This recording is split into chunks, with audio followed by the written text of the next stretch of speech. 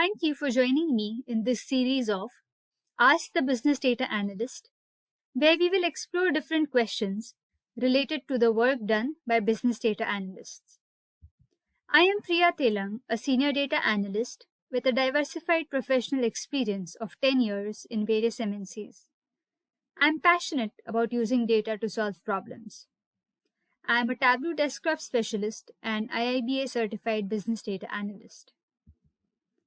So the question for today is, what is artificial intelligence? So let's get started. Before Google Maps, we held a printout of directions in one hand and the steering wheel in the other hand to get around, without any information of traffic jams in the route. But with Google Maps at our rescue, we can avoid traffic congestions and roadblocks, as well as find optimal routes to reach our destination on time. With the latest addition of Live View, you can find the nearest elevator and escalators in the airport, your gate, platform, baggage claim, check-in counters, ticket office, restrooms, ATMs, and much more. Arrows and accompanying directions will point you in the right way. And if you need to pick something up from the mall, use Live View to see what floor a store is on. Another interesting example is chatbots, which I'm sure all of you must have used, like Google Maps. Interacting with customer service can be painful with the long wait times, navigation through the menu options before you can finally reach the agent, right? For companies also, it is an inefficient department that is typically expensive and hard to manage. So, AI is used to program machines called chatbots to answer the frequently asked questions, even track and take care of payment details, take orders. They can also raise an alert when they detect a customer getting frustrated. And it is also incredibly cheaper than a room full of agents and is available 24/7. Chatbots keep learning from every conversation on how to perform better in the next one. So let's explore how algorithms take care of these problems. All of you must have heard the term artificial intelligence. In the simplest terms, AI helps enable machines to think and act like humans and make decisions without human intervention, like the chatbots. So basically, we interact with an AI app. Let us look at AI's level of advancement and classification. Aaron Hintze has aptly classified AI into 4 types that give us a better understanding. First is reactive machines.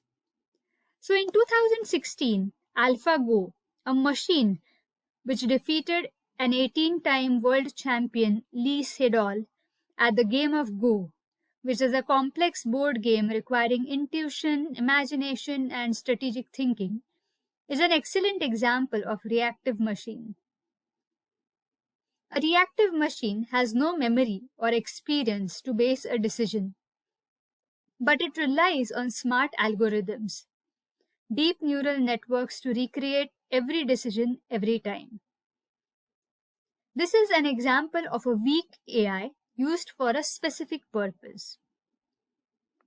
Next is limited memory. These machines can look into past experiences like a self-driving car. They don't have the time to make every decision from scratch and rely on a small amount of memory. When the machine sees the same situation, it can rely on experience to reduce reaction time. This is an example of the strongest level of AI that we currently have. Theory of mind and self-awareness, right? So in case of theory of mind, a machine that can assess its required goals and the potential motives and intentions of other entities in the same environment come under this category. So Arendt says that if AI systems are indeed ever to walk among us, They'll have to be able to understand that each of us has thoughts and feelings and expectations for how we'll be treated, and they'll have to adjust their behavior accordingly. And self-awareness is the sort of AI that you see in movies that are self-aware as well as conscious. For this, we first need to understand human consciousness, memory, learning, and the ability to base decisions on past experiences. It will be a while before this is implemented, right? So AI is defined by applying technology that enables machines to think and act like humans. Now, while AI is the broad science of mimicking human intelligence, machine learning is a specific subset of AI where machines are trained to learn. So here we teach a machine using some part of the data, and then once the machine learns, it can work on new data to classify, predict, and do much more with minimal human intervention. For example, looking at existing data, the machine learns how to predict which customers have churned. Using this knowledge, the machine will then work on new data to predict whether a particular customer is going to churn or not in the future. And the third part, deep learning, is a subset of machine learning.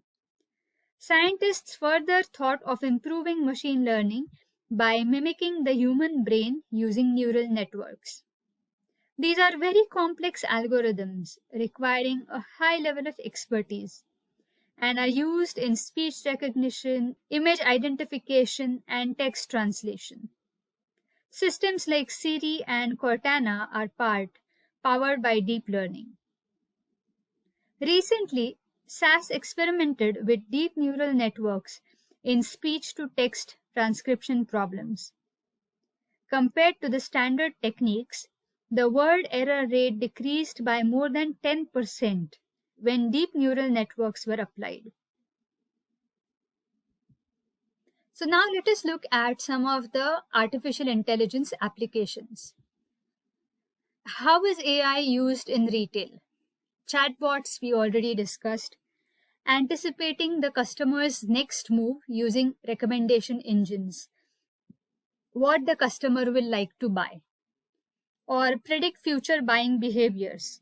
Is any market trend going to change any buying behaviors? How is the buying behavior go in which direction? Or make product pricing decisions. Optimize product placement in the stores. So where the product should be placed in the stores so that you can get maximum profit. Automate the inventory management. In case of banking, AI is used to boost revenues by providing personalized insights or identify fraudulent transactions, quicker and improved loan rating accuracy, and biometrics to authenticate. In case of healthcare, we all have heard about surgical robots helping doctors, right? They are powered by AI. Or wearable health trackers, epidemic outbreak prediction, virtual doctors, or disease identification. And in case of AI for social media services, monitoring content to filter fake news. Facial recognition, right? So Facebook's, you must have encountered this. Whenever you upload a photo on Facebook, Facebook gives a suggestion of whose photo you have uploaded. It is using AI in the background. Understanding text using neural networks to listen and offer like humans. Or the posts coming up in your feed, right? How are they decided? So AI is used in deciding what posts should be shown. Why is artificial intelligence important, right? Because it helps in analyzing humongous amounts of data, which, without machines, simply by human power, it won't be possible to analyze.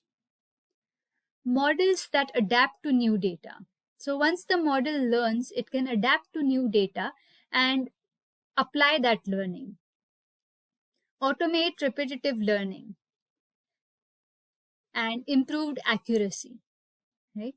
So these are some of the reasons why artificial intelligence is very important. Some of the key features and facts about AI.